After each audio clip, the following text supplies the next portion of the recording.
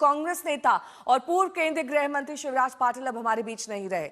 91 साल की उम्र में उनका निधन हो गया है। महाराष्ट्र के लातूर में अपने घर में उन्होंने अंतिम सांस ली है। पाटिल लंबे वक्त से बीमार चल रहे थे, घर पर ही उनका इलाज हो रहा था। 2008 में मुंबई आतंकी हमले के वक्त वो देश के गृह मंत्री थे। लोकसभा के स्पीकर के अलावा वो केंद्रीय सरकार में विभिन्न विभागों के मंत्री रह चुके हैं। पाटिल मराठवाड़ा के लातूर से सांसद रह चुके हैं। लातूर की ग्रामीण सीट से वो साल 1973 से 1980 तक विधायक रहे। ऋत्विक भालेकर मेरे सहयोगी जुड़ गए हैं तमाम जानकारी के साथ। ऋत्विक, अंतिम क्रिया कब तक?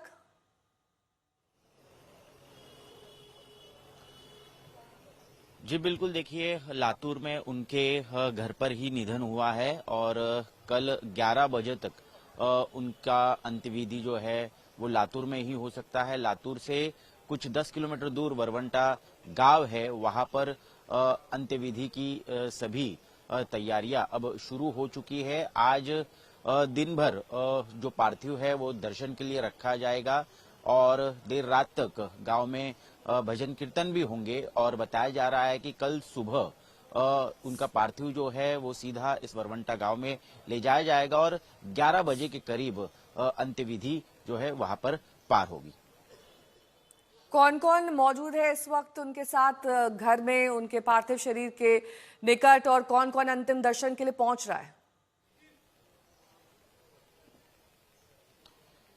जी बिल्कुल, एक शादी के लिए दिल्ली से लातूर गए थे और सारा परिवार उनके साथ है। उनके 2 बेटे बहुएं उनके साथ है और घर पर ही क्योंकि उनका इलाज चल रहा था। 5 दिसंबर को उनकी तबीयत नासाज हुई थी। 8 दिसंबर के बाद वो और खराब हुई, उन्होंने खाना पीना भी छोड़ दिया था।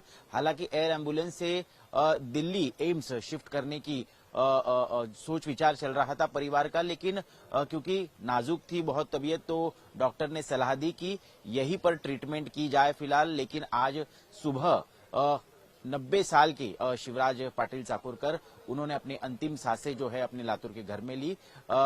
कई बड़े नेता, क्योंकि बताया जाता है कि कांग्रेस लॉयलिस्ट रहे हैं पिछले 5 दशकों से, वो एक बड़ा एक्सपीरियंस पार्लियामेंट्री पॉलिटिक्स और एडमिनिस्ट्रेटिव पॉलिटिक्स में उनका रहा है।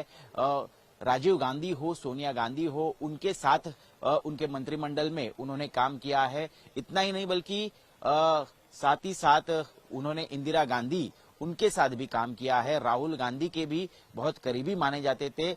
एक असल और कट्टर कांग्रेसी के रूप में उन्हें महाराष्ट्र में नहीं देश में जाना जाता है और इसी कारण कांग्रेस के बड़े नेतागण यहाँ पर आ सकते हैं। शरद पवार भी कल अंत्यविधि में शरीक हो सकते हैं। ठीक है, बहुत बहुत शुक्रिया इस तमाम जानकारी के लिए आपका।